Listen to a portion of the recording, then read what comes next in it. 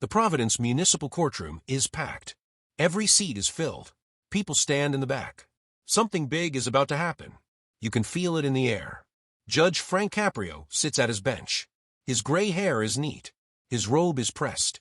His eyes are kind but sharp. He's been a judge for over 30 years. He's seen everything. Or so he thinks. The bailiff stands near the door. He's a tall man with broad shoulders. His uniform is crisp. His face is serious. He looks down at his clipboard. Case number 2025, TR 94612, he calls out. His voice is loud and clear. The state versus Ethan Blackwood. People in the courtroom sit up straighter. They've heard about this case. It's been in the news. A rich kid. A terrible accident. A cover-up attempt. This is going to be good. Judge Caprio looks at the paperwork in front of him. He reads quietly. His eyebrows go up. Then they come down. He takes a deep breath. He looks toward the back of the courtroom. The doors swing open. In walks Ethan Blackwood. He's 23 years old. Tall. Fit. Tan like he just got back from vacation. His hair is styled perfectly with some kind of expensive gel. He's wearing a Balmain jacket. Black with gold zippers. It costs $3,400. His jeans are Amiri. Ripped in all the right places. $800. His shoes are off-white Jordans. Limited edition. $2,500 if you can even find them. Around his neck hangs a Cuban link chain. Solid gold. Thick as a finger. It catches the light and shines. On his wrist is a Richard Mille watch. The kind that costs more than a house. $180,000 of engineering and status. But it's not what he's wearing that makes people stare. It's how he's walking. Like he owns the place. Like he's doing everyone a favor by being here. His head is up. His chest is out. A smirk plays on his lips. In his hand is his iPhone 15 Pro Max Gold, of course. He's looking at it. His thumb swipes across the screen. He's checking his crypto portfolio. Behind him walks his lawyer. Richard Chun. Expensive suit. Leather briefcase. He looks nervous. Like he knows what's coming. Like he's tried to warn his client and failed. Mr. Blackwood, Judge Caprio says. His voice is calm. Professional. Please approach the bench and put your phone away. Ethan doesn't look up. He keeps walking slowly. Still scrolling. Yeah, he says. His voice is casual. Dismissive. Just checking my wallet. Bitcoin just went up. I made like 50 grand in the last hour. The courtroom goes quiet. People look at each other. Did he really just say that? In front of a judge? The judge's face doesn't change. Not yet. Mr. Blackwood, I asked you to put your phone away. Ethan finally looks up. He stares at the judge. Then he sighs. A long, dramatic sigh. Like he's dealing with a small child. He slides his phone into his pocket. Happy now. Judge Caprio pauses. He counts to 3 in his head. Stay calm, he tells himself. Give him a chance. Please state your full name for the record. Ethan Alexander Blackwood. He says it like he's announcing royalty. Mr. Blackwood, you're here today because of a serious matter. On October 18th, you were involved in a traffic accident on Benefit Street. Do you understand why you're here?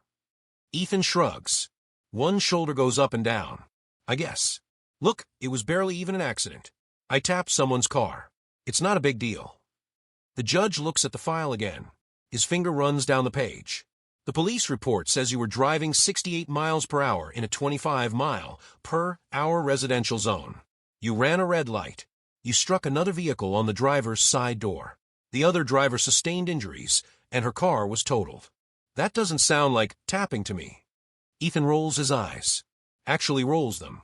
In court. In front of a judge. Whatever the report says. I don't really remember it that way. Mr. Chun, his lawyer, leans over. He whispers something in Ethan's ear. Probably telling him to shut up. Ethan waves him away like he's swatting a fly. Judge Caprio sets the file down. Let's hear from the other driver. Ms. Martinez, please stand. From the third row, a woman stands up. Her name is Rosa Martinez. She's 54 years old. She has gray streaks in her black hair. Her face is tired. Not just tired from today. Tired from life. From working. From struggling. She's wearing scrubs. Light blue. They're clean but faded from many washes. On her feet are white sneakers. The kind nurses wear for 12-hour shifts. There's a brace on her left wrist. Her arm is still in a sling. Ms. Martinez, please come forward, Judge Caprio says. His voice is gentle now. Soft. The way you talk to someone who's been through something hard. Rosa walks to the front. She moves slowly. Each step looks like it hurts. She stands at the podium. Her good hand grips the edge. Ms. Martinez, can you tell the court about that day? Rosa takes a breath. Her voice shakes a little when she speaks. I was driving home from work. I'm a nurse at Rhode Island Hospital. I work in the ER. It was a long shift. 14 hours. We were short-staffed. She pauses. Her eyes get wet. She blinks. I was at the red light on Benefit Street. I was stopped. Completely stopped. Waiting for it to turn green. Then I heard this sound. This loud engine. Revving. Like someone showing off. Ethan shifts his weight. He looks bored. He checks his Apple Watch. Judge Caprio sees this. He makes a note. Rosa continues. I turned my head. I saw headlights coming fast. So fast. I didn't even have time to react. He hit my door. My car spun. The airbag exploded in my face. I remember the noise. The crash. The breaking glass. Then nothing for a few seconds. Her voice cracks. A tear runs down her cheek. She wipes it with her good hand. When I woke up, I was in my own ER. My co-workers were taking care of me. I had a concussion. 3 broken ribs. A fractured wrist. Whiplash. My car was totaled. The courtroom is silent. You could hear a pin drop. And the worst part. Rosa says. Her voice gets stronger now. Angry. I don't have another car. I can't afford one. I've been taking the bus to work. 2 buses. Each way. It takes me 3 hours a day that I don't have. I have 2 kids at home. They need me. Judge Caprio nods slowly. Thank you, Ms. Martinez. I'm so sorry this happened to you. Rosa sits back down. She's shaking. A woman next to her puts an arm around her shoulders. The judge looks at Ethan. Mr. Blackwood, what do you have to say about what you just heard? Ethan shrugs again. That same casual shrug. I mean, I'm sorry she got hurt. But that's what insurance is for, right? My dad's insurance will cover it. She'll get a new car. Problem solved. The courtroom erupts. People gasp. Someone says, "Are you serious?" out loud. The bailiff holds up his hand for quiet. Judge Caprio's jaw tightens. Just a little. Mr. Blackwood, this isn't just about replacing a car. Ms. Martinez was seriously injured. She's still recovering. Her life has been disrupted. Yeah, but it was an accident, Ethan says. He sounds annoyed now. Like the judge isn't getting it. Accidents happen. That's why they're called accidents. It's not like I meant to hit her. Mr. Chen puts his head in his hands. This is going worse than he thought. Let's talk about what happened after the crash, Judge Caprio says. He picks up another paper. According to the police report, you exited your vehicle. You walked over to Ms. Martinez's car. Is that correct? Yeah. And what did you say to her? Ethan pauses. For the first time, he looks a little uncomfortable. I don't remember exactly. Let me refresh your memory. The judge puts on his reading glasses. Officer Thompson's report states that you said, and I quote, "How much to make this go away?" Is that accurate? The room goes dead silent. Ethan's face flushes. Just a little. I was trying to help. I thought maybe we could handle it privately, without getting insurance involved. That's all. You offered her money to not call the police. I mean, I was just. Yes or no, Mr. Blackwood? Ethan squares his shoulders. Yes. But it's not illegal to offer to pay for damages. It is when you're trying to prevent someone from reporting a crime. Judge Caprio's voice is firm now. Especially when you then left the scene. According to Ms. Martinez and 3 witnesses, you got back in your car and drove away. Is that true? I went to get help, Ethan says. But his voice isn't as confident now. You drove home. To your parents' house in Barrington. You didn't call 911. You didn't wait for police. You fled the scene of an accident. I was in shock. You were coherent enough to offer a bribe. You were coherent enough to drive 10 miles home. Judge Caprio removes his glasses. He looks directly at Ethan. Mr. Blackwood, I want to be very clear about something. This court takes hit-and-run accidents seriously. We take attempts to interfere with justice seriously. And we especially take it seriously when someone uses their wealth to try to escape consequences. Do you understand? Ethan's smirk fades. Just a bit. Yes, sir. Good. Now the prosecution has presented evidence. Officer Thompson, would you please approach? A police officer stands up from the side of the room. He's in his mid-40s. His uniform is neat. His badge shines. He walks to the witness stand and sits down. Officer Thompson, you were the responding officer to this accident. Is that correct? Yes, Your Honor. Can you walk us through what you found when you arrived? Officer Thompson nods. He pulls out a small notebook. I received the call at 6:47 p.m. on October 18th. Witness reported a hit-and-run at the intersection of Benefit and Waterman Street. I arrived at 6:52 p.m. Ms. Martinez was still in her vehicle. She was conscious but disoriented. There was significant damage to the driver's side of her 2015 Honda Civic. The door was crushed inward. Glass was everywhere. He flips a page. Witnesses gave me a description of the other vehicle. A white Lamborghini Urus. They also provided a partial license plate. I ran it through the system. It came back registered to Marcus Blackwood of Barrington. That's the defendant's father. What did you do next? I went to the registered address. I found the Lamborghini in the driveway. It had fresh damage to the front bumper and hood. Paint transfer that matched Ms. Martinez's vehicle. The engine was still warm. And was Mr. Ethan Blackwood home? Yes, sir. He answered the door. I informed him that I was investigating a hit-and-run. He initially denied being involved. He said the car had been in his garage all day. He lied to you? Yes, Your Honor. I then showed him the paint transfer and the witness statements. At that point, he admitted to driving the vehicle. He said he didn't think it was a big deal. He said he left because he didn't want to wait around. Ethan shifts uncomfortably. His lawyer whispers to him again. Ethan shakes his head. Officer Thompson, did Mr. Blackwood show any remorse? The officer pauses. He chooses his words carefully. No, Your Honor. He was more concerned about his car getting impounded. He asked if he could pay a fine and be done with it.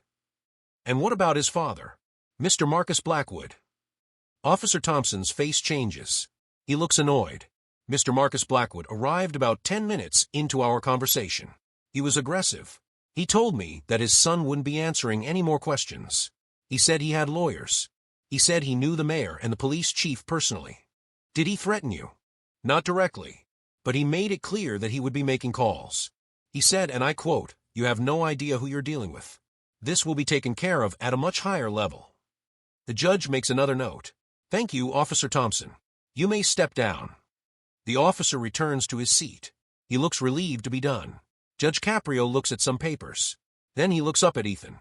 Mr. Blackwood, I'm going to ask you some questions. I want you to think carefully before you answer. This is your chance to show this court that you understand the gravity of what you've done. Okay. Ethan nods. Okay. Do you have a job? Ethan laughs. Actually laughs. Out loud. A job? No, I don't need a job. And why is that? Because I'm already rich. He says it like it's obvious. Like everyone should know this. I made $3.2 million in crypto last year. I have investments. NFTs. I'm doing just fine. I see. And how old are you? 23. Have you ever had a job? Ever worked for someone else? Ethan thinks. I mean, I helped out at my dad's company one summer. But that was just for fun. I didn't really need to be there. So you've never experienced what it's like to work for a living? To depend on a paycheck to pay rent or buy food? No. Ethan's face shows he doesn't see the problem with this. Ms. Martinez works 50 to 60 hours a week as a nurse. She makes about $62,000 a year. She supports 2 children. She pays rent. She pays for food, clothes, school supplies. She has no savings. Every dollar matters to her. Do you understand that? Ethan shrugs. I guess. But that's not my problem, is it? I didn't ask to be born rich. That's just how it is. A woman in the gallery stands up. Are you kidding me? She shouts. The bailiff moves toward her. She sits back down, but her face is red with anger. Judge Caprio raises his hand. Order, please. He looks back at Ethan. Mr. Blackwood, let me ask you something else. Why were you driving so fast that night? I don't know. I was late for dinner. My friends were waiting. Dinner was more important than people's safety. I didn't think about it like that. I was just driving. At 68 miles per hour, in a residential neighborhood, where children live and play. I had it under control. Did you? Because the evidence says otherwise. You hit another car. You injured someone. You fled. That doesn't sound like having it under control. Ethan's jaw clenches. He doesn't like being challenged. Look, I'm a good driver. I've been driving supercars since I was 18. I know what I'm doing. Have you ever been in an accident before? Ethan hesitates. Once. Last year. The judge looks at his notes. Yes.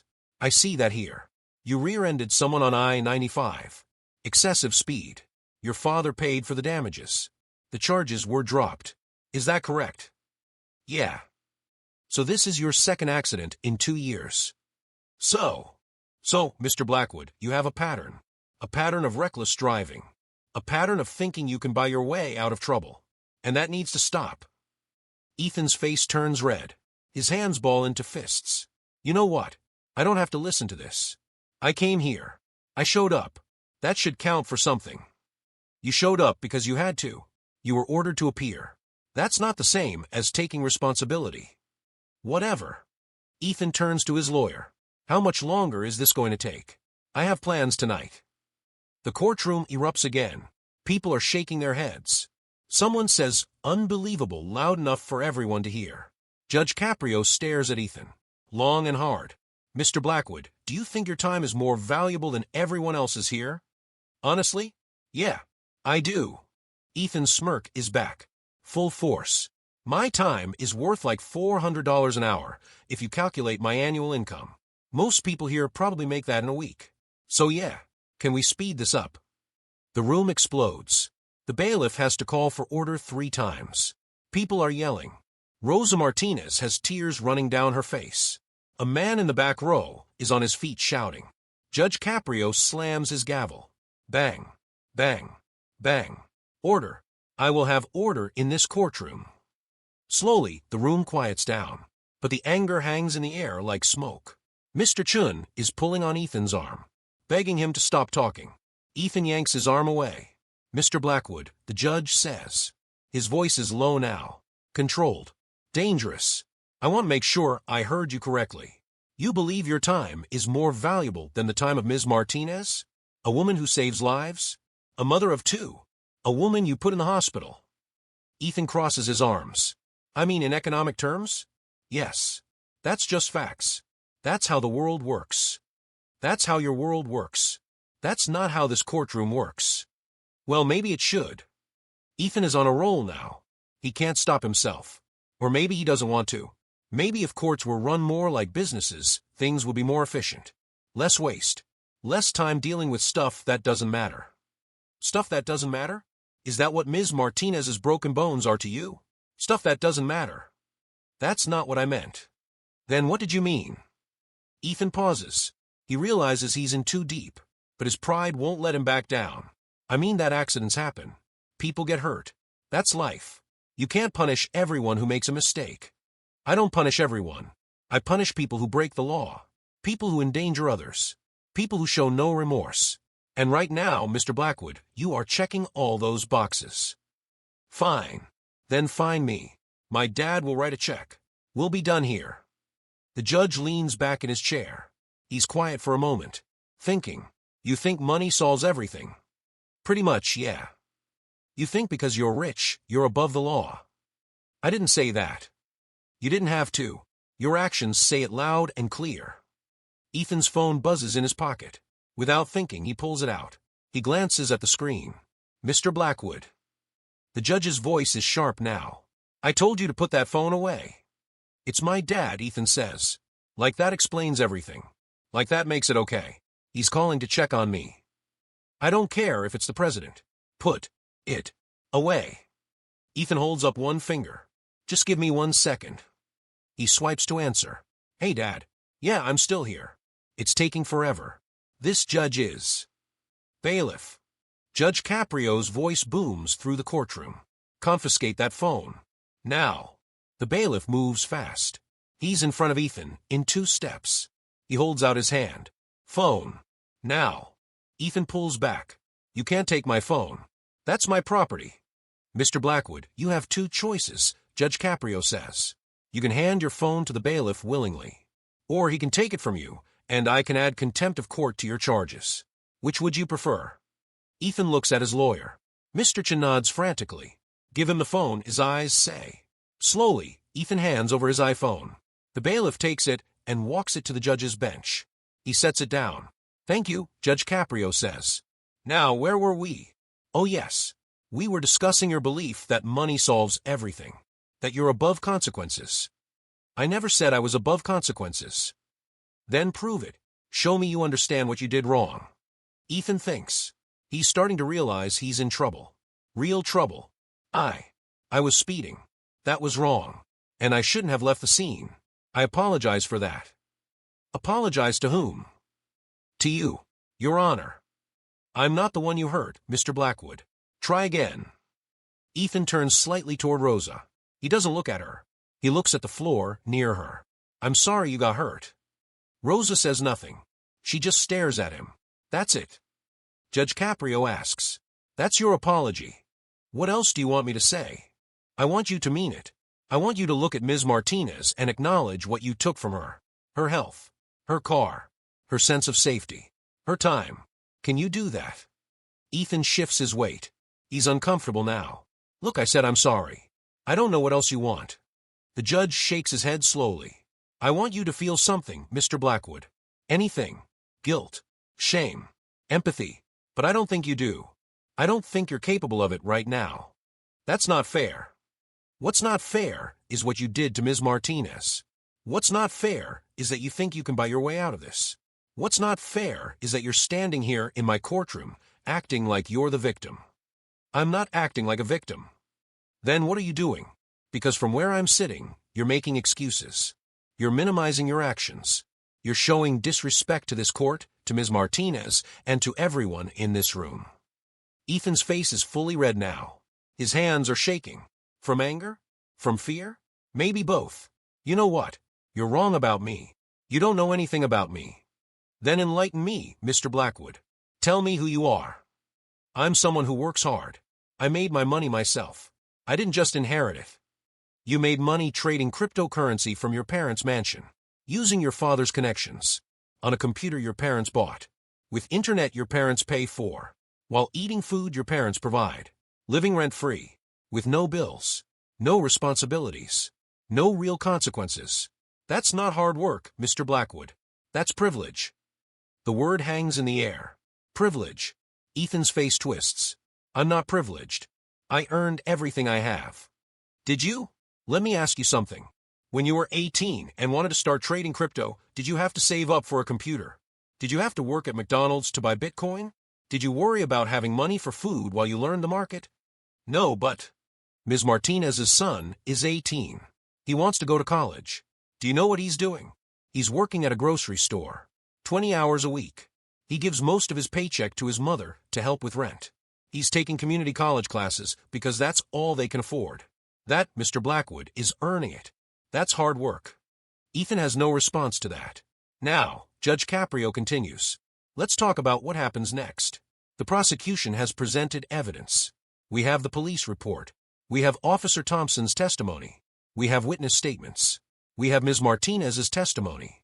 We have photos of the damage. We have hospital records showing her injuries. We have phone records showing your father called the police chief 3 times that night. We have everything we need. Mr. Chun stands up. Your Honor, if I may address the court. Go ahead, counselor. My client is young. He made a serious error in judgment, but he has no criminal record. He's willing to pay all damages. He's willing to attend driving school. We ask the court for leniency. Judge Caprio nods. I appreciate your advocacy for your client, Mr. Chun. But here's my problem. Your client hasn't shown any real remorse. He's been disrespectful. He's been arrogant. He's been dismissive of the harm he caused. He answered a phone call in my courtroom after I explicitly told him not to. He insulted Ms. Martinez. He insulted this entire process. So tell me, counselor, why should I show him leniency? Mr. Chun pauses. He has no good answer. Because everyone deserves a second chance, Your Honor. I agree. Everyone does deserve a second chance. But second chances have to be earned. They're not just given away. Especially not to people who think they can buy them. Ethan can't stay quiet anymore. So what? You're going to throw the book at me because I'm rich? That's discrimination. The courtroom gasps. Again. This kid just doesn't know when to stop. Judge Caprio's eyes narrow. Discrimination? You think being held accountable for your actions is discrimination. You're treating me differently because I have money. You're right. I am treating you differently. But not because you have money. I'm treating you differently because of how you're acting. Because of your attitude. Because of your complete and utter lack of respect. If you had walked in here humble, apologetic, and willing to take responsibility, we'd be having a very different conversation. But you didn't. You walked in here like you own the world. Like this court is beneath you. Like Ms. Martinez is beneath you.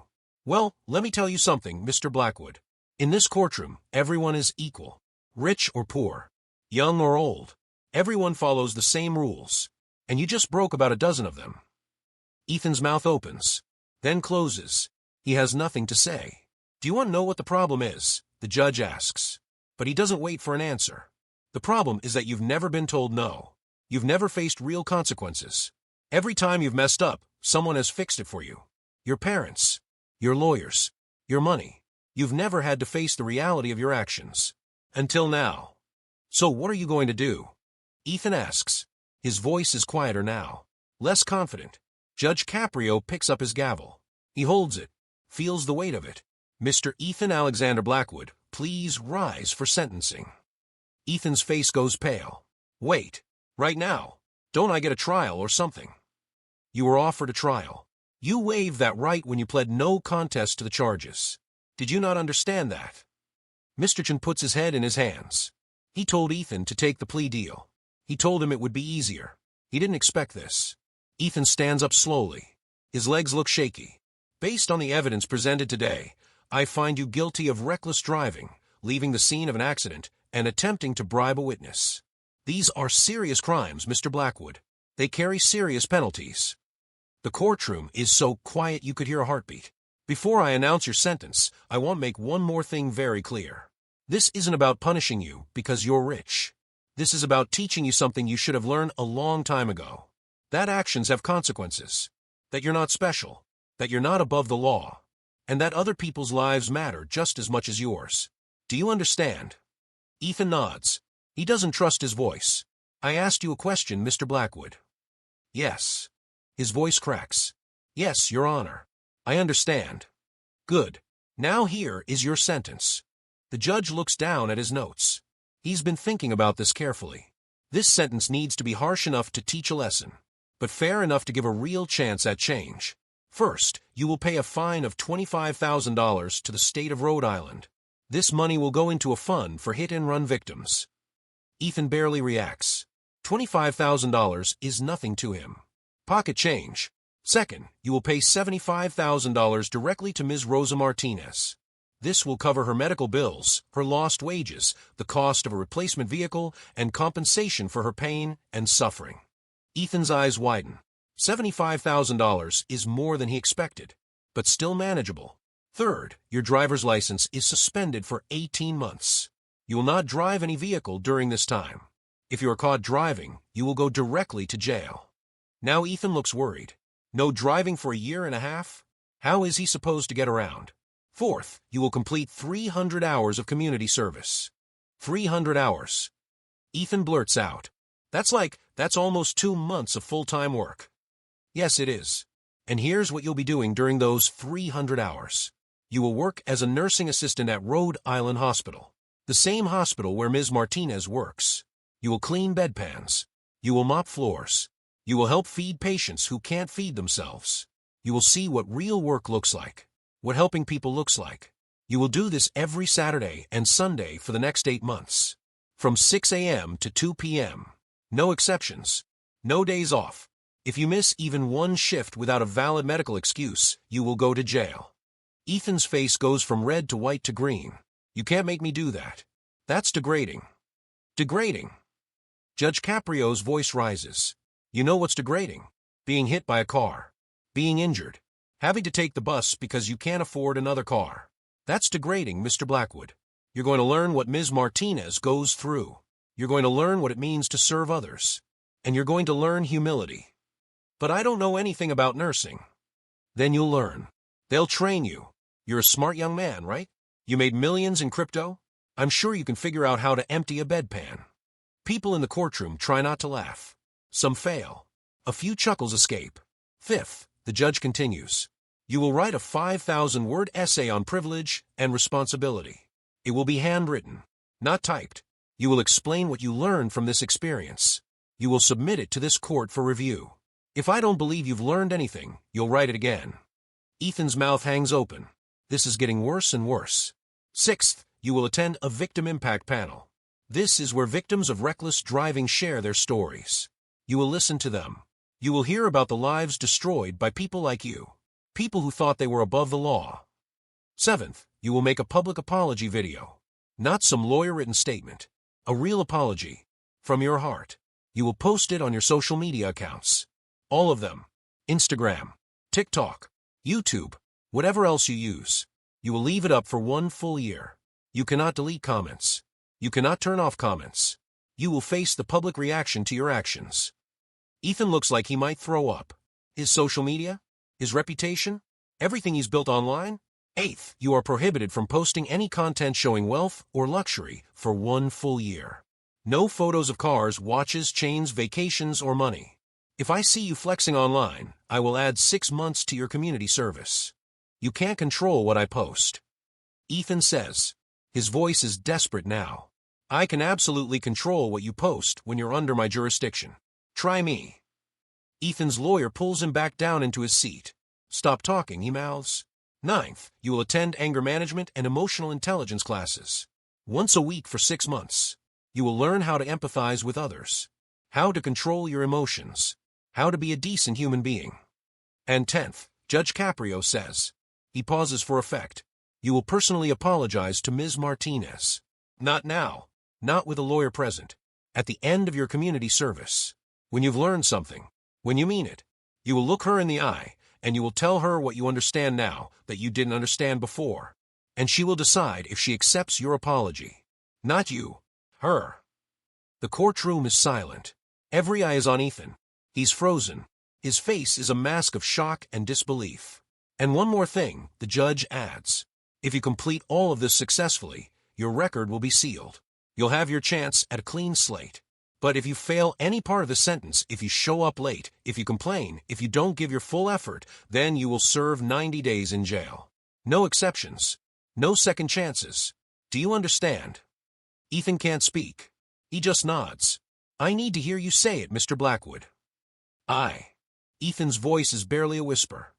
I understand, Your Honor. Good. Now, there's one more matter to address. Your behavior in this courtroom today was unacceptable. You ignored my instructions. You were disrespectful. You answered a phone call during proceedings. For these acts of contempt, I am sentencing you to 48 hours in the custody of the Rhode Island Department of Corrections. You will report to the bailiff immediately. Wait, what? Ethan's eyes go wide. Jail? Now. Right now. Yes, Mr. Blackwood. Right now. Bailiff, please take Mr. Blackwood into custody. The bailiff steps forward. He pulls out handcuffs. The metal glints under the fluorescent lights. Ethan backs up. No. No, wait. I'm sorry. I'm sorry, okay? I'll do better. Please don't do this. The time for apologies was an hour ago, Mr. Blackwood, when you had the chance to show respect and you chose not to. Actions have consequences. This is yours. The bailiff takes Ethan's arm. Gently but firmly, he pulls Ethan's arms behind his back. Click, click. The handcuffs snap into place. Ethan's face crumbles. The mask falls away completely. For the first time, he looks like what he really is. A scared 23-year-old kid who's in way over his head. Your Honor, please, Ethan begs. Tears start running down his face. I'm sorry. I'm really sorry. I didn't mean any of it. Please. I'll do anything. Please don't send me to jail. Judge Caprio stands up. He looks at Ethan with a mixture of sternness and something else. Maybe pity. Maybe hope. Mr. Blackwood, you should have thought about that before you walked into my courtroom acting like you own it. You wanted to know what it feels like to have no control. To have no way out. To be at someone else's mercy. Well, now you know. This is what Ms. Martinez felt when you hit her car and drove away. Powerless. Scared. Alone. Ethan is sobbing now. Full-on sobbing. His designer jacket is stained with tears. His perfectly styled hair is messy. His $1,000,000 image is destroyed. The bailiff starts walking him toward the side door, the door that leads to the holding cells. "Wait," Rosa Martinez says. She stands up. Everyone looks at her. She walks to the center of the courtroom. She looks at Ethan, really looks at him, at this broken, crying boy in handcuffs. "Your Honor," she says quietly, "may I say something?" "Of course, Ms. Martinez." Rosa takes a breath. She looks at Ethan. He looks back at her through his tears. "I forgive you," she says. The courtroom erupts in whispers. Ethan's eyes widen. "Not because you deserve it," Rosa continues, "but because I choose to. Because hate and anger won't heal my broken bones. They won't fix my life. And they won't fix you." She takes a step closer. "You hurt me. You really hurt me. And what you did was wrong. But I see you now. Really see you. And I see someone who's been lost for a long time. Someone who's never had to face reality. And as angry as I am, I also feel sorry for you. Because you've been given everything except the one thing that matters. You've never learned how to be a good person." Ethan's sobs get louder. "But you can learn," Rosa says. Her voice is strong now. Clear. "If you really try. If you really want to change.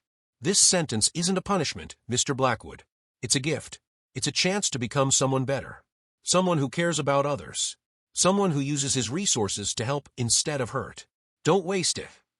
She turns to Judge Caprio. "Your Honor, I don't want him to go to jail. I want him to do his community service. I want him to learn. That's real justice." The judge looks at her for a long moment. Then he looks at Ethan.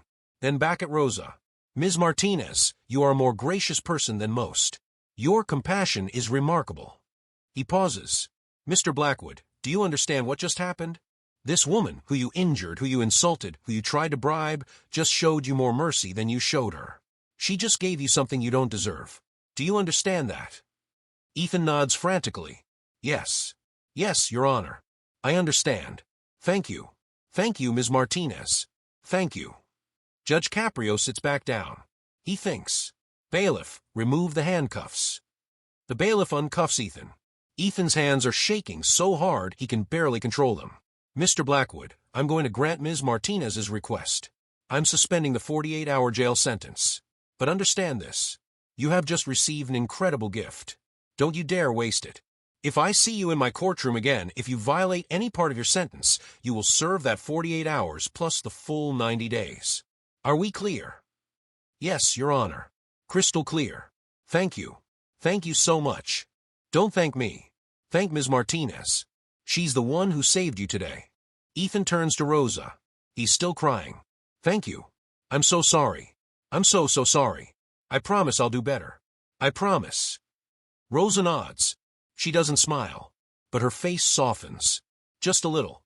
"I hope you mean that." "I do. I really do." Judge Caprio bangs his gavel. This court is adjourned. "Mr. Blackwood, you will report to the Department of Corrections Community Service Office on Monday morning at 8 a.m. to begin your sentence.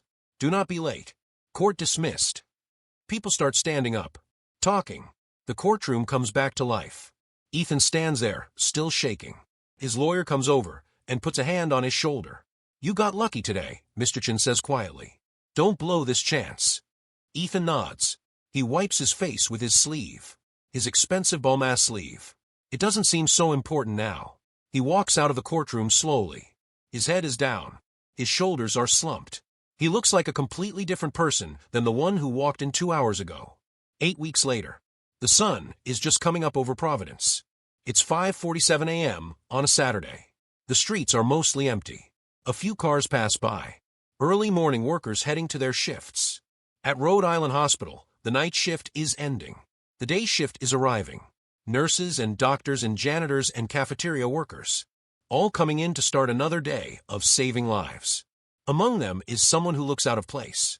Ethan Blackwood walks through the employee entrance, but he looks nothing like the Ethan from that courtroom. His designer clothes are gone. He's wearing simple blue scrubs. The hospital issued them to him. They're 2 sizes too big. His expensive sneakers have been replaced with cheap white ones from Walmart. $20 a pair. They're already scuffed and stained. His gold chain is gone. His watch is gone. His phone is in his locker. He's not allowed to have it during his shift. His face is different too. Thinner. Tired. There are dark circles under his eyes. His hands are red and rough. From cleaning. From work. Real work. He walks to the nursing station on the 4th floor. The medical surgical unit, where patients recover from operations and serious illnesses. "Good morning, Ethan," says Nurse Patricia. She's the charge nurse. A woman in her 50s with kind eyes and zero tolerance for nonsense. She's been supervising Ethan's community service. "Good morning, Nurse Patricia," Ethan says. His voice is respectful. Quiet. Nothing like the arrogant tone from before. "You're early today. That's good. We have a full floor. Room 412 needs fresh linens. Room 407 needs their bathroom cleaned. And Mr. Johnson in 419 needs help eating breakfast when it arrives." "Yes, ma'am. I'll get started right away." Ethan heads to the supply closet. He loads up a cart with cleaning supplies, fresh sheets, towels. 8 weeks ago, he wouldn't have known where to start. Now it's automatic. He's done this 64 times. Every Saturday and Sunday. 6 a.m. to 2 p.m. No excuses. No complaints. The first few weeks were brutal. He hated it. Every minute. The smells. The hard work. The early mornings. The way nobody treated him special. The way nurses bossed him around. The way patients looked right through him, like he was invisible. He complained to his lawyer. He asked if there was a way to pay money instead. To get out of it. His lawyer said no. Judge's orders. Complete it or go to jail. So Ethan completed it. But something happened along the way. Something he didn't expect. He started actually seeing people. In room 412, there's an elderly man named Frank. He's 78 years old. He's recovering from hip surgery. He has no family. No visitors. He's alone. At first, Ethan just changed Frank's sheets and left. Quick and efficient. But one day, Frank asked him a question. "Young man, what's your name?" "Ethan." "Ethan. That's a good name. Biblical. Strong." Frank smiled. "What brings you to hospital work? You seem young for this." Ethan could have lied. Could have made up a story. But something made him tell the truth. "I'm doing community service. I got in trouble. Hit someone with my car. The judge made me work here." Frank nodded slowly. "I see. And how's that going for you?" "Honestly? It's hard. Really hard." "Good. The hard things are usually the ones worth doing." Ethan didn't understand that at first. But he kept thinking about it. And slowly it started making sense. He met other patients. Mrs. Chun in 407. She's a 55-year-old accountant with cancer. She works so hard her whole life, and now she's fighting for every day. But she still smiles.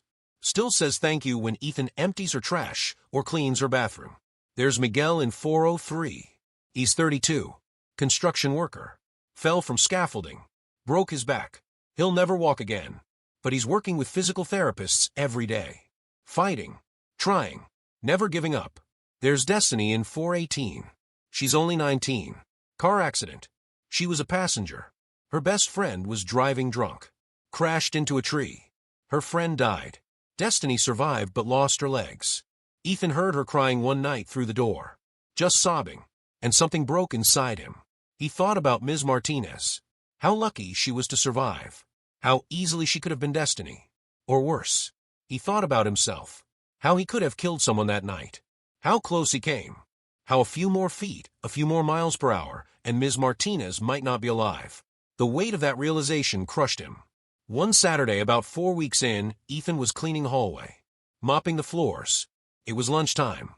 Most people were eating. The hallway was quiet. Someone walked by. Ethan looked up. It was Rosa Martinez. She was in her scrubs. Coming back from her lunch break. She had a coffee in her hand. Her wrist brace was gone. She was healing. Their eyes met. Ethan froze. The mop handle felt heavy in his hands. What should he say? What could he say? Rosa stopped walking. She looked at him. Really looked at him. "You're here," she said. It wasn't a question. Just an observation. "Yes, ma'am. Every weekend." "I know. Patricia told me. She says you're a good worker. That you show up on time. That you do what you're asked." Ethan didn't know what to say to that. "I'm trying. That's all anyone can ask." Rosa paused. "How is it? The work?" Ethan thought about lying. Saying it was easy. But he didn't. "It's hard. My back hurts all the time. My hands are always dry. I'm exhausted. But..." He paused. "But it's good. I think. I'm learning things." "What kind of things?" That people are more than I thought. That everyone has a story. That just because someone seems ordinary doesn't mean they're not important. That the work you do, what the nurses do, what everyone here does, it matters. It really matters. Rosa's face softened. Just a little. That's good, Ethan. That you're learning that. I'm really sorry, Ethan blurted out. For what I did to you. For how I acted. For everything. I know I said it in court, but I don't think I meant it then. Not really. But I mean it now. I'm so sorry. Rosa looked at him for a long moment. I believe you. Those 3 words meant more to Ethan than anything. More than all his crypto millions. More than his watch, or his car, or his chains. Someone believed he could change. Someone saw him trying. Thank you, he whispered. Rosa nodded. Keep working, Ethan. Keep learning. That's how you make this right. She walked away. Ethan went back to mopping. But something had changed. Something important. Now 8 weeks in, Ethan finishes his shift. It's 2 p.m. He's exhausted. His feet hurt. His back aches. But there's also something else. Something he didn't expect. Pride. Not the arrogant pride from before. Not the I'm better than you pride. But real pride. The pride of doing hard work. Of helping people. Of earning respect through actions, not money. He changes out of his scrubs. Puts on his regular clothes. They're still nice. He still has money. But he wears them differently now. Less like a costume. More like just clothes. He walks out of the hospital. The afternoon sun is bright. He's tired. He wants to go home and sleep. But first, he has to go to his anger management class. It's at 4 p.m. Then tomorrow another shift. Then next week, another victim impact panel. His phone has been blowing up for weeks. His friends asking where he's been. Why he's not posting. Why he's not hanging out. He's ignored most of them. The ones who only cared about his money and his lifestyle. He's realized they weren't really friends at all. But a few people stuck around. People who saw him at his lowest and didn't run away. Those are the ones who matter. His parents have been complicated. His dad was furious at first. Tried to get the sentence appealed. Tried to call in favors. But the judge wouldn't budge. Eventually, his dad gave up. He's been quiet. Distant. Disappointed. His mom, though, she said something that stuck with him. Maybe this is good for you, Ethan. Maybe you needed this. At first, he was angry. How could this be good? This was humiliating. Degrading. A waste of his time. But now he thinks maybe she was right. 12 weeks later, Ethan stands outside the Providence Municipal Courthouse. It's the same building where his life changed. Where he was broken down and given a chance to rebuild. Today is his review hearing. Judge Caprio wants to check on his progress. To see if he's really learning, or just going through the motions. Ethan walks through the familiar doors. Up the familiar stairs. Into the familiar courtroom. It's not as crowded today. Just a few people. Court staff. Ms. Martinez is there. Sitting in the 3rd row. Same spot as before. Judge Caprio sits at his bench. He looks the same. Calm. Wise. Fair. Mr. Blackwood, please approach. Ethan walks forward. He's nervous. But not in the same way as before. This time it's not arrogance or defiance. It's genuine nervousness. The kind you feel when you care about the outcome. Good afternoon, Your Honor. Good afternoon, Ethan. Please have a seat. Ethan sits down. He folds his hands in his lap. He waits. Judge Caprio looks at some papers. I've received reports from Nurse Patricia at Rhode Island Hospital. She says you've completed 150 hours of community service so far. Halfway done. She says you've been punctual, professional, and hardworking. Is that accurate? Yes, sir. She also says something interesting. She says you've started volunteering extra hours. That you come in on some weekdays to help out. Is that true? Ethan nods. Yes, Your Honor. I wanted to. There's this patient, Frank. He has no family. Nobody visits him. So I started going in on my days off. Just to talk to him. To keep him company. It's not required. I just wanted to. The judge's eyebrow raises. I see. And how has the work been for you? Honestly. Ethan takes a breath. It's been the hardest thing I've ever done. Not just physically, but emotionally. Seeing people suffer. Seeing people fight for their lives. Seeing what really matters. It's changed me, Your Honor. I'm not the same person I was 3 months ago. How have you changed? I used to think money was everything. That being rich meant being important. But I met people at that hospital who have nothing. No money. No fancy cars. Some of them are dying. But they're more alive than I ever was. They're more real. More human. They taught me that life isn't about what you have. It's about what you do. How you treat people. Whether you leave the world better than you found it. Judge Caprio listens quietly. And your apology video? You posted it. Yes, sir. 3 weeks ago. It's still up. I've gotten over 2,000 comments. Most of them are mean. They call me names. They say I'm fake. That I'm only doing this because I got caught. And honestly, some of them are probably right.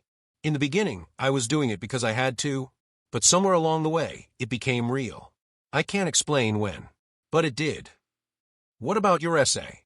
The one on privilege and responsibility? Ethan reaches into his bag. He pulls out a stack of handwritten pages. Maybe 20 pages. Filled front and back with neat handwriting. I finished it last week. I rewrote it 4 times. The first 3 weren't good enough. They were just words. But this one is real. It's what I've learned. What I understand now. He hands it to the bailiff, who brings it to the judge. Judge Caprio flips through the pages. He reads a few paragraphs. Then a few more. His face doesn't show much, but his eyes look interested. This is good work, Ethan. Real reflection. Real growth. He sets the pages down. Ms. Martinez, would you like to address the court? Rosa stands up. She walks to the front. She looks at Ethan. He looks back at her. Your Honor, I've been watching Ethan's progress. Not just because you asked me to, but because I work at that hospital. I see him. I see how he interacts with patients. How he helps the staff. How he's changed. She turns to Ethan. The first time I saw you after the accident, you were arrogant. Disrespectful. You acted like I was beneath you. Like my life didn't matter. But the last time I saw you at the hospital, you were mopping a floor. Cleaning up after someone who got sick. And you did it without complaining. Without grimacing. Like it was just part of the job. And that told me everything I needed to know. Ethan's eyes get wet. He blinks hard. I forgave you in this courtroom 3 months ago, Rosa continues. But I didn't trust you. Forgiveness and trust are different things. Trust has to be earned. And Ethan, you're earning it. You're doing the work. You're showing up. You're changing. I believe that now. A tear runs down Ethan's cheek. He wipes it away quickly. Thank you, he says. His voice cracks. Thank you for giving me a chance. For believing in me when I didn't believe in myself. I'll keep working. I promise. Judge Caprio nods slowly. Ethan, when you walked into this courtroom 3 months ago, I saw someone who was lost. Someone who had everything but understood nothing. Today, I see someone different. I see someone who's learning. Someone who's growing. Someone who's becoming a better person. He pauses. Your sentence stands. You still have 150 hours of community service to complete. You still have your classes. Your probation. All of that remains in place. But I want you to know something. I'm proud of you. Not many people can truly change. But you're doing it. Keep going. Ethan can't hold back anymore. He starts crying. Not the desperate, scared crying from before. But grateful crying. Relieved crying. Thank you, Your Honor. Thank you for not giving up on me. I didn't do anything, Ethan. You did the work. You made the choice to change. That's all you. Judge Caprio bangs his gavel. Keep up the good work, Mr. Blackwood. I'll see you again in 3 months for your final review. Court dismissed. 6 months later. Ethan Blackwood stands in the hospital cafeteria. It's a Tuesday afternoon. He's not here for community service. He finished that 2 months ago. All 300 hours. Plus the extra 100 hours he volunteered on his own. He's here because Frank is being discharged today. After 4 months in the hospital, Frank is finally healthy enough to go to a nursing home. And Ethan wanted to be here to say goodbye. Frank sits in a wheelchair near the window. The sun shines on his face. He looks better. Stronger. He's gained weight. His color is good. Ethan. Frank says when he sees him. His face lights up. You came. Of course I came. You didn't think I'd miss this, did you? I wasn't sure. You're a busy man. Ethan pulls up a chair. He sits next to Frank. Never too busy for you. They talk for a while. About nothing important. About everything important. About life and second chances, and the strange ways things work out. You know, Frank says after a while. When I first met you, I thought you were just some rich kid doing his time. Counting down the days until you could go back to your real life. I was, Ethan admits. At first. But then you changed. I watched it happen. You started seeing people. Really seeing them. That's rare, Ethan. Most people go their whole lives never really seeing anyone but themselves. You helped me see, Frank. You and Rosa and all the patients here. You showed me what really matters. Frank smiles. So what are you going to do now? Now that your sentence is done? Ethan has thought about this question a lot. I'm going to keep volunteering here. 2 days a week. And I'm starting a foundation. For hit-and-run victims. To help them with medical bills and car replacement and lost wages. I'm using my crypto money for something good. Something that matters. Frank's eyes water. That's wonderful, son. That's really wonderful. And I'm going back to school. Community college. I want to study nursing. Maybe I won't be as good as Rosa or Patricia. But I want to try. I want to help people. You already are helping people, Ethan. Every day. They sit in comfortable silence for a moment. Frank, can I ask you something? Anything. Do you think people can really change? Like, fundamentally change who they are? Frank thinks about this. I think people can change their actions. Their choices. Their priorities. The core of who you are. That's harder to change. But here's the thing. Ethan, I don't think your core was ever bad. I think it was just buried.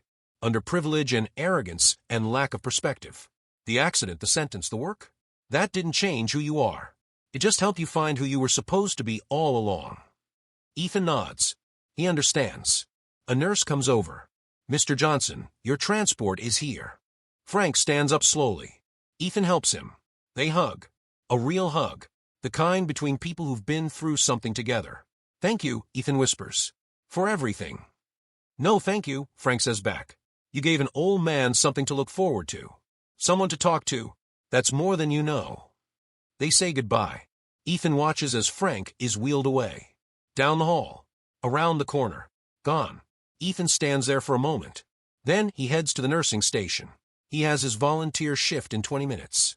Room 412 needs fresh linens. Room 407 needs their bathroom cleaned. And there's a new patient in 419 who needs help eating dinner. Ethan grabs his cart, loads it up with supplies, and gets to work. As he mops the hallway, his phone buzzes.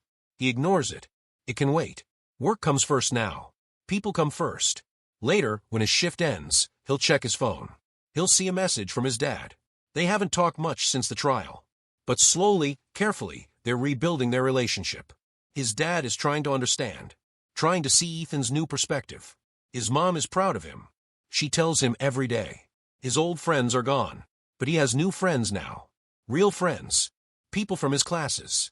People from the hospital. People who like him for who he is, not what he has. His social media following dropped by 70%. But the people who stayed? They're the ones who matter. The ones who support his change. Who encourage his growth. His apology video is still up. It has over 5 million views now. Some comments are still mean. But many are supportive. Many share their own stories of change and redemption. Many say he inspired them. Ethan doesn't know if he's an inspiration.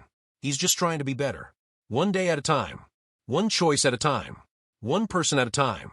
1 year later, Judge Frank Caprio sits in his chambers. It's late afternoon. The courthouse is mostly empty. Most people have gone home. There's a knock on his door. Come in, he calls. The door opens. Ethan Blackwood walks in. He's wearing a simple button-up shirt and jeans. No designer labels. No gold chains. No expensive watch.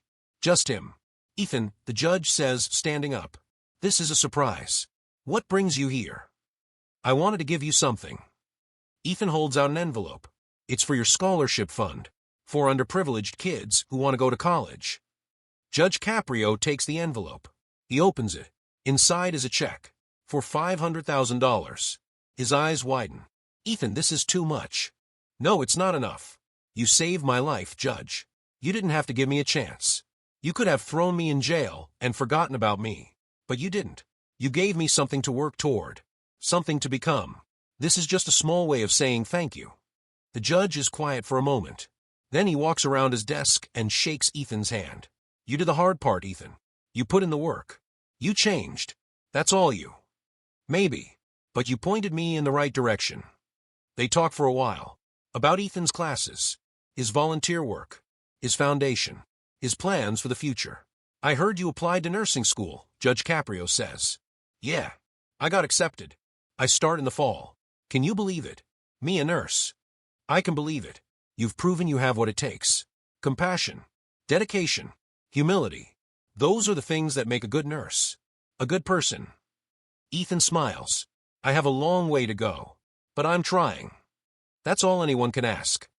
As Ethan leaves, Judge Caprio sits back down at his desk. He looks at the check. Then he looks out the window at the Providence skyline. He thinks about all the cases he's seen over the years. All the people who stood before him. Some changed. Some didn't. You never really know which ones will make it. But Ethan made it. Not because of money or connections or privilege. But because he chose to. Because when faced with the hardest choice of his life, the choice to change or stay the same, he chose to change. And that, Judge Caprio thinks, is what justice is really about. Not just punishment. Not just accountability. But transformation. Growth. Redemption. Giving people a chance to become who they're meant to be. 3 years later, Rosa Martinez sits in the Rhode Island hospital cafeteria. She's on her lunch break, eating a sandwich and scrolling through her phone. Someone sits down across from her. She looks up. It's Ethan, but he's wearing scrubs now. Real scrubs. Not community service scrubs. Nurse scrubs. With a badge that says Ethan Blackwood, RN. Congratulations, Rosa says. She's smiling. I heard you passed your boards. Thank you. It was hard, but I made it. He pauses. Rosa, I wanted to ask you something. They're opening a new trauma unit. They're looking for nurses. I applied, but I wanted to know if you'd be comfortable with that. Working in the same unit as me. Rosa thinks about this. She thinks about that day 4 years ago. The crash. The trial. The anger. The fear. And then she thinks about everything that came after. The change. The growth. The work. Ethan, I would be honored to work with you. Ethan's face lights up. Really? Really? You've earned it. You've proven yourself. And you know what? I think you're going to be a great nurse. You understand what it means to suffer, to struggle, to need help. That's going to make you better at helping others. They talk for the rest of her lunch break. Like colleagues. Like friends. When Rosa stands up to go back to work, she pauses. You know, I never thought I'd say this, but I'm glad we met. Even though it happened the way it did. Because it changed both of us. It changed you, obviously. But it changed me too. It taught me about forgiveness. About second chances. About the power of believing in people. Ethan nods. Thank you, Rosa. For everything. For your mercy. Your grace. Your belief in me. I wouldn't be here without you. Yes, you would. Maybe not here specifically. But you'd be somewhere good. Because you chose to be better. That's all you. They go their separate ways. Back to their work. Back to saving lives. Back to making a difference. And somewhere in Providence, in a courtroom that's seen thousands of cases, Judge Frank Caprio sits at his bench. Another case is being called. Another person is standing before him. Another chance to teach, to guide, to offer justice with wisdom.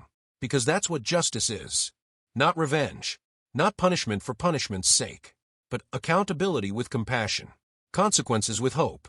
Holding people responsible while believing they can change. Money can buy many things.